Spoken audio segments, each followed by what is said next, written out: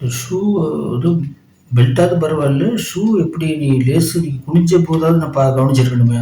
அப்படின்னா, இல்ல, இல்ல நீ கவனிக்கல. இப்ப புரியுது எனக்கு. ட்டு இப்ப கையில ஒரு வாட்ச் எடுத்து மேல வைக்கிறான். "ஐயோ! வாட்ச்சும் எடுத்துட்டியா நீ? சுட்டுட்டியா?" அப்படின்னு. "ஆமாமா, அத எடுத்துட்டேன்."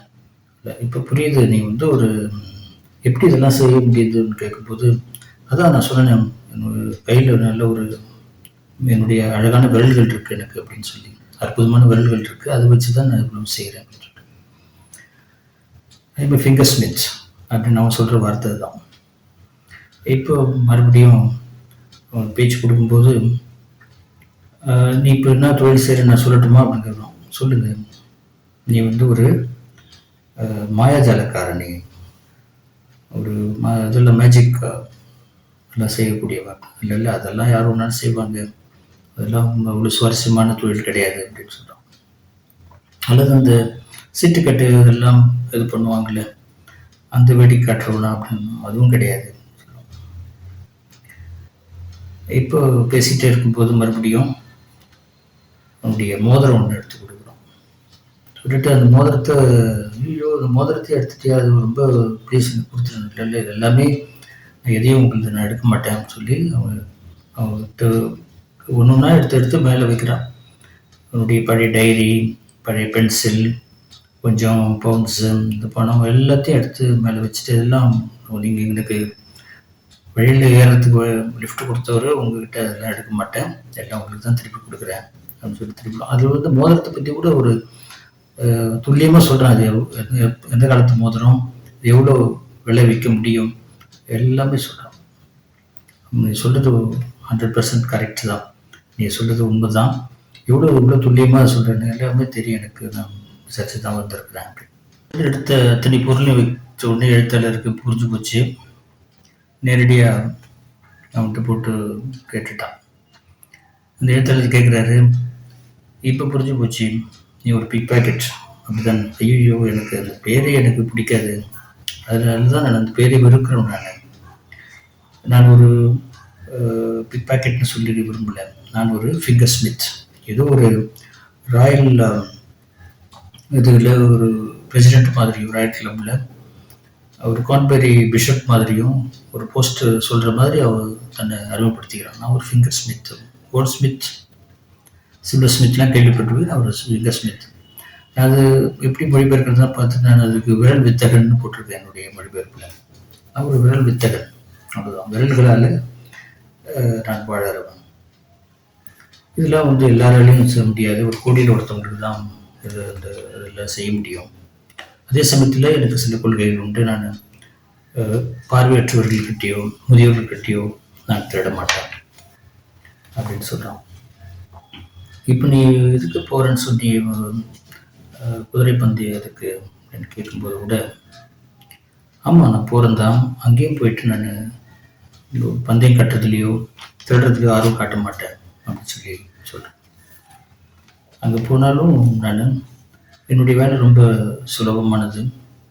அங்கே இருக்கிறவங்க யாராவது ஒருத்தவங்க ஜெயிப்பாங்க இல்லையா, பந்தயத்தில் வெற்றி பெறுறவங்க. அவங்க இந்த பணத்தை பெறதுக்காக போய் வரிசையில் நிற்பாங்க. அந்த வரிசையில் நின்று அவங்கக்கிட்ட இருக்கிற பணம் என்னுடைய பாக்கெட்டுக்கு மாற வைக்கிறது தான் என்னுடைய வேலை. அதை நான் மாற்றிடுவேன். அதுக்காக தான் நான் போகிறேன். பந்தயத்தில் தோற்றவர்கள்கிட்டயோ அல்லது முடியாதவர்கள்கிட்டயோ நான் எப்பொழுதுமே திருடுறது கிடையாது. ஏழைகள்கிட்ட நான் கை வைக்க மாட்டேன். இழக்கிறதுக்கு முடியும்ன்றவங்கக்கிட்ட, போதுமான பணம் உள்ளவர்கள்கிட்ட மட்டும்தான் நான் திருடுவேன் அப்படின்னு சொல்லி அதுலேயும் ஒரு கொள்கை பிடிப்போடு இருக்கிற மாதிரி அவன் சொல்கிறான். இதுதான் அந்த சுவாரஸ்யமான அந்த கதையில் ஓட்டத்தில் அங்கங்கே ஒரு ஒரு எல்லலோட இதை குறிப்பிடுவார் அந்த எழுத்தாளர். "சரி, நீ இது வரைக்கும் எத்தனை பேர் மாட்டியிருக்கிறேன்?" "மாட்டுறதா? அதெல்லாம் பிக் பாக்கெட்காரங்க தான் மாட்டுவாங்க. ஃபிங்கர் ஸ்மித்லாம் மாட்ட மாட்டான்" அப்படின்னு சொல்கிறாங்க. "நான் மாட்டுறதா இருந்தால் உங்ககிட்டயே நீங்களே கண்டுபிடிச்சிருப்பீங்களே" சொல்லிட்டு, "உங்ககிட்ட பல்செட் இல்லை" அப்படின்னு. "இல்லை, இல்லை நான் பல்செட் இல்லை. அதுதான் தெரியும். அதுதான் சொல்கிறேன். அது இருந்தது நீங்கள் பல்செட் வச்சுருந்தீங்கன்னா அதுவும் நேரம் என் கைக்கு வந்திருக்கும்." "ஐயோ பெரிய ஆள்ப்பா நீ" அப்படின்லாம் சொல்லி. "நீங்கள் ஒன்றும் கவலைப்படாதீங்க. இந்த போலீஸ்காரரால் உங்களுக்கு எந்த தீங்கும் நடக்காது. என்ன பண்ணுறது, நாம தான் எல்லாத்தையும் அவர் குடிச்சிட்டு போயிட்டாரு. நம்ம இது மாதிரி மாட்டிட்டோம்ல" அப்படின்னு. இல்லை, அவர் குடிச்சிட்டு போனார் சரிதான். இருந்தாலும்